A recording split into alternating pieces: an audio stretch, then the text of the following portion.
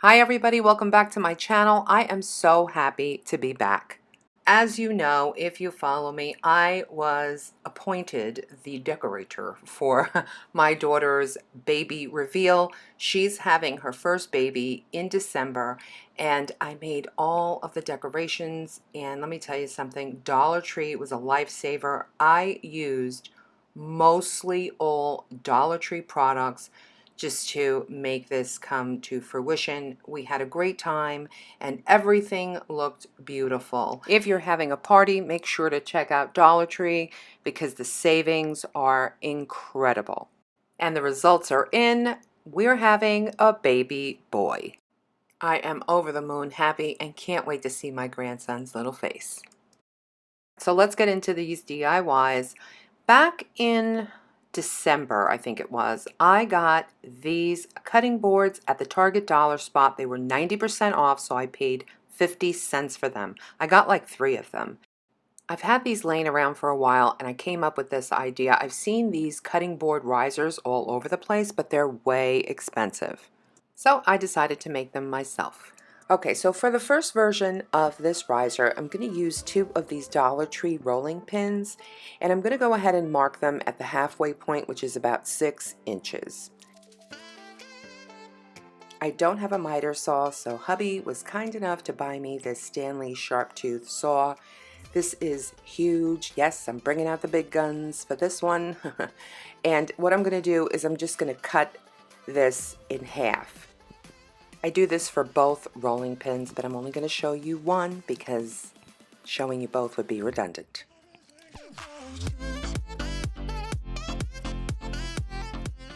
You'll end up with 4 pieces that look just like this.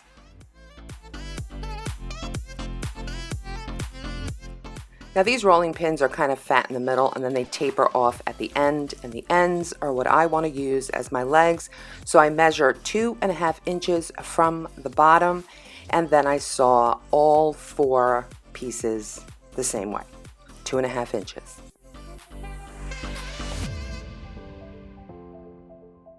You'll end up with 4 pieces that look just like this. Now I go ahead and I sand all the pieces down just to make sure that they're smooth and there isn't any wood sticking up. I use this Dollar Tree sanding sponge, but you can also use a piece of sanding paper and just rub the wood on it. Whatever is easier for you, it really doesn't matter as long as you get them nice and smooth.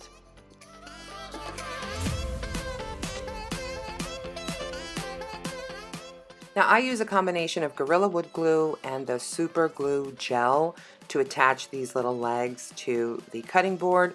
I use a thin layer of the wood glue and then I go in with the Super Glue Gel. Now I'm going glue crazy. You don't need this much glue. I was just being a little extra. I feel like you could use this Super Glue Gel alone. It has cyanoacrylate. Yeah, I went on Google to figure out how to pronounce this, and that weird lady comes up. That's the way she pronounced it. Anyway, this glue adheres to the wood or seeps into the wood, and it's very good for wood, apparently. So what I do is, not measuring, I eyeball this, and I attach all 4 legs to the cutting board.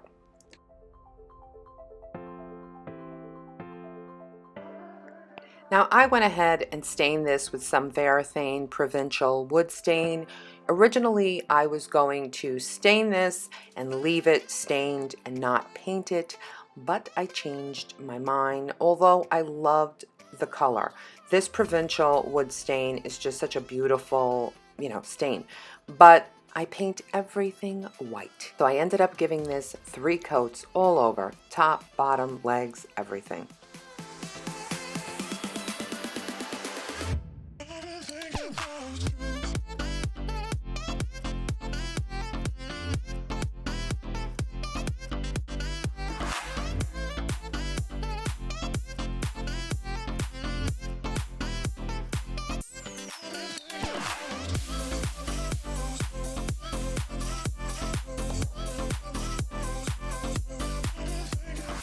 Now I didn't want to leave this plain, so I just cut out a few words from my Cricut, or using my Cricut.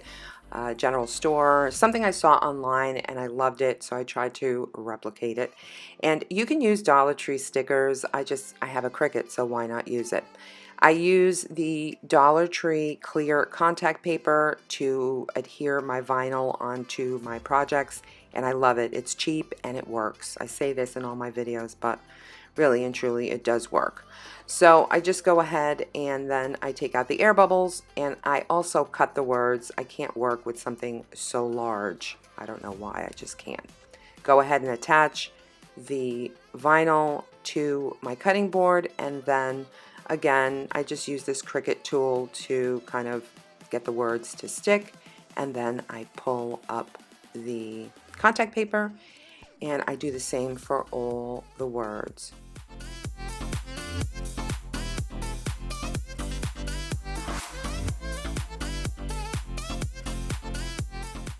Now the original design had like this little thin line, but that messed up. I don't know what happened with my Cricut, but it cut it and it shredded to pieces. So I just created another design and decided to put it on here just to give it a little extra something, and I love it. Now I really like the border that this had around the edge, and I didn't like the color. So what I'm doing is I'm using some of this Rust-Oleum chalk paint. God, chalk. But I love this color. It's kind of like a gray black, and all I do is just go around the edge of the cutting board with the paint using a small brush. Then I go over all the letters with some white chalk paint. I barely have any paint on the brush. I just wanted to kind of give it that old kind of look, you know, make it look like it's been around for a long time when it really hasn't. But I do that, and I don't use a lot of paint. I rub it in with my fingers, and that's that. Now before I show you how I style this and the finished look, I just want to show you how you can make a riser sort of like this with Dollar Tree products. So from the Dollar Tree, you want to pick up a couple of these cutting boards, the plastic white ones. You can use one, but I really don't recommend it. It's really not going to look thick enough in my opinion, so I did two. And what I'm doing here is just sanding it because I wanted it to kind of mimic that wood grain look. And then I go in with my Art Minds antique wax. I don't have a lot of it left, but really and truly a little goes a long way with this wax. I love this technique. It is what I use to make things that are not wood look like wood. And I don't know if the DIY police is going to come after me, but I'm telling you right now that for me, in my opinion, this is really the best way to make things look like wood. I love this technique. I've used it several times on different items and it never fails me. Anyway, I go over this with my chalk brush. This is a chalk paint brush, but I use this one specifically for wax. I don't mix my brushes. Once I use it for wax, that's it. That's what I'm going to use it for.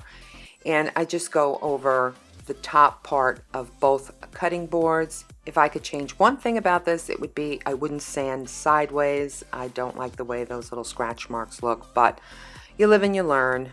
It is what it is.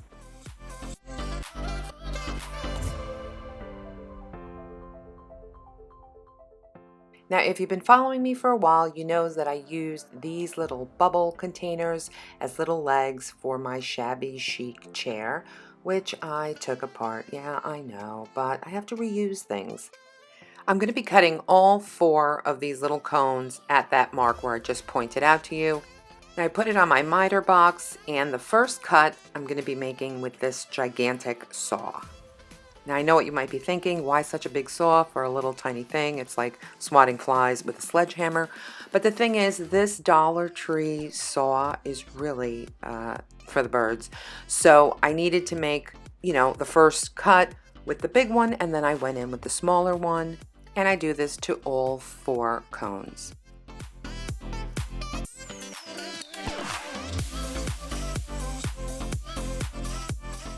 And now I go in once again with my antique wax to make these look like wood. The more wax you use, obviously the darker these will become, so you could do it any which way you like.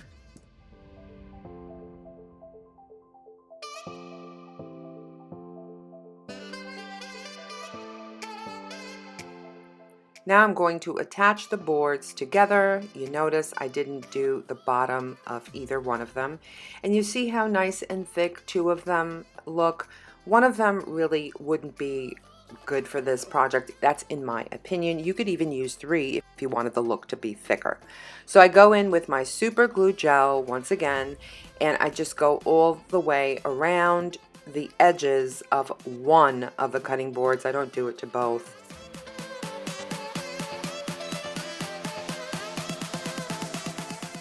Attach them, and then I kind of like put them on the table upright so that they can kind of be even, if that makes any kind of sense.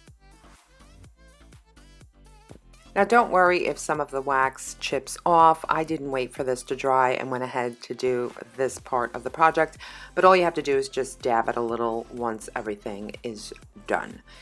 What you're going to do is attach these little ice cream cone legs, and again, you may not be able to find these ice cream cones, but just use your imagination. Go into Dollar Tree and figure out what you can use as legs for this project.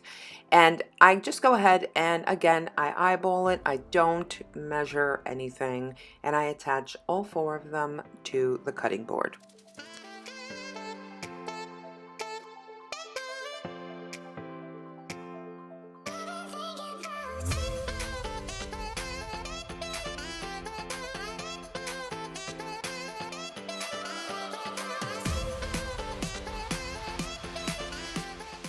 A couple of cans of paint to create some weight so that everything dries nicely. And this is how the first one came out. Now I have to apologize in advance. I had a series of misfortunes. My bulbs broke. Yes, my lighting kit fell on the floor. Disaster, glass everywhere. But I'm going to carry on. It is what it is. It's all good in the hood, and I'm going to show you as best I can. I love the way that this one came out. It's almost too pretty to put anything on it, but it's a riser. That is why they call it that. It's to give things height when you're decorating or whatnot. Now, a disclaimer, do not put any food on here. None of these things are food safe, meaning the stain and the paint, but you already know that, right? Because my subscribers are so smart. This one is also one of my faves for $3. You really can't beat it. It looks like wood in my humble opinion, and I styled it with a couple of things that I got, like the Farm Sweet Farm I got at Dollar Tree. The little bucket I painted and did some cricketing on it, and I got that at the Target dollar spot for $1. And I love the way that these came out. Budget friendly, easy to make, and really and truly look like they cost more money, again in my opinion. Thank you so much for watching. I missed you guys so much, and I appreciate you always. I will see you in the next one, guys. Bye.